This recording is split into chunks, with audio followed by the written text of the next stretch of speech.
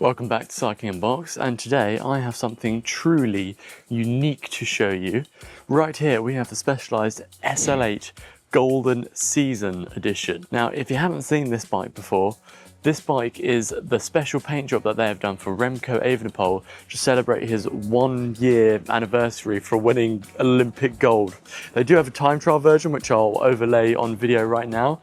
But here is the road version, and they have opened it up for some people to buy. So what I'm going to be doing is I'm going to be going into some of the details, some of the things that are different to the normal bike, some of the things that are the same to the normal bike. And finally, there are a few things on there that I'm going to be nitpicky about because this is a very expensive bicycle, which we'll get to later. I think we have no choice but to start with the paint job on this one, and of course it is gold.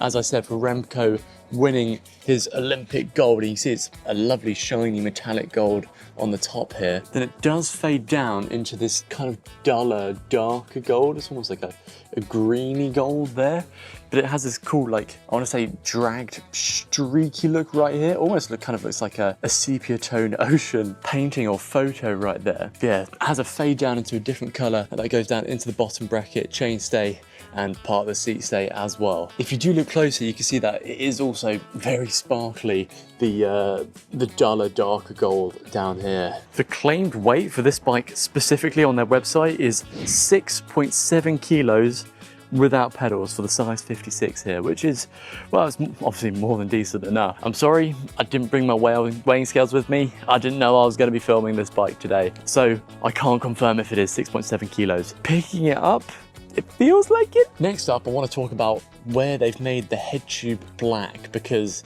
I think it's very smart to do it on this bike. I think as a whole, this bike is very attractive if you just cover that bit right there. That nose makes this bike look ugly, and painting that bit black has really helped this bike, I think, because you can see if you this spacer hasn't been cut yet. This bike is brand spanking new, never been ridden. But you can see it just has this weird setback and it looks very strange in this area, and I really don't like it. You have to slam this bike for it to look normal. So painting this bit black just hides that, and I think it helps a lot. Next up, I actually want to talk about the decals. I'll see if I can get some close-ups, or if not, some B-roll over there for you. But it's actually this matte texture, so I'd imagine they've put stencil on and then airbrushed this matte different paint job. You can kind of see it right here. It's different, and it's got texture to it. Every bit of white has texture to it on this bike. I don't know if you can hear it, but it's almost got a drier sound, and that goes with everything they've painted on. Of course, this is the race edition bike, so they've got the white decals on the row valves, and as a whole, this bike looks like a race bike, and I think it looks really cool. Then if we get to some more decals here, first of all, you can see they've got the Wolfpack. So if you don't know what the Wolfpack is, the Wolfpack is what Soudal Quickstep call their team name. Like, they're part of the Wolfpack, which is quite cool, and it's just like a nice simple logo, doesn't look too intrusive. And then of course underneath it we have got Remco right there, because this is Remco Evenepoel's bike, not his actual bike of course, but the replica. As we come down, we've got a few more stickers. You've got the normal UCI frame set legal sticker there. Then you've got this Soudal Quickstep advertisement stickers on there. Once again, they're like this matte texture again, so you can feel them, they're different. After that, you can see the golden sticker, number 163 of 272. So obviously this is the 163rd painted bike of this frame, and there's only going to be 272, so there are a few left on the website if you really love this thing. And finally, you can see that this is in a frame size 56. Unfortunately, this bike is too small for me. I need the 58, but if you do want a review of the S-Works Tarmac SL8, I'm gonna post the picture right here, and the link is gonna be in the description below, so you can find out what it's actually like to ride. Now, let's get on to componentry. There's not much different here to what you get with the normal S-Works SL8. First of all, you get the Roval Rapide CLX 2 version, not the team edition one.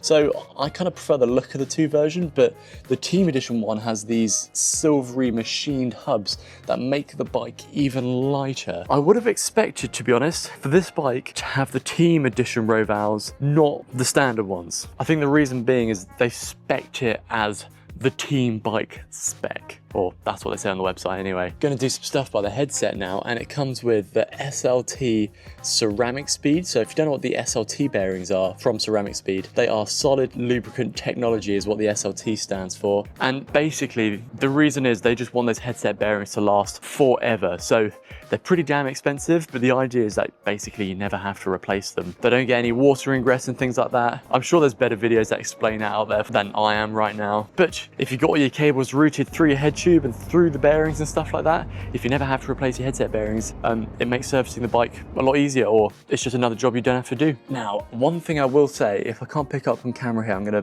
put it on B-roll, is there is an annoyingly large gap here. Now, I don't know if Ceramic Speed make the headset spacer or attachment here, but just from the side, I feel you can see air from through the other side, and I don't like it. That being said, I don't know if it just hasn't been put together properly. I'm not the one who put this bike together, so that could just be a mechanical oversight on someone's part there. I feel like on the normal version, without the SLT bearings, I don't have that massive gap or massive spacer there. Next up comes the bars. Now, I've measured these at 41 from center to center, so I'd imagine these are the 42 wide ones. Now, Specialized, first of all, this is a race team edition bike. Second of all, even I on a 58 ride a 40 width handlebar, let alone a 56. People normally have a narrower shoulder as you go down to the smaller sizes. I don't know why Specialized still spec their bars so wide. It does drive me up the wall a little bit. I feel like this bar should come with a 38 or a 40 mil wide bar at minimum. Next up comes the power meter cranks, and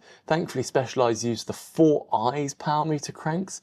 They don't use the stock Shimano ones because, well, the stock Shimano power meter cranks are rubbish, so I'm glad they've gone with a third party here. Specialized are also stocking the Specialized power mirror saddle as stock on all of their bikes now, or the top end bikes anyway, and personally I get along really well with this saddle. It's a little bit too wide, but the comfort of it for me is really nice. There is one thing I would like to say for this seat post and seat post clamp though, and this seems like it's going to be a pain in the arse if you want to make any adjustments to it. So you've got one hex bolt back here, it looks like a 4mm, and then you've got one right here, right tucked in away in that little place. Normally you can access that through the cutout channel in the saddle. However, with this 3D printed one, no. So how are you gonna get a small little Allen key inside there? I can imagine your only way is to go through this kind of like hex mesh here and just poke it through. Well, let's talk about the price of this thing, and this bike comes in at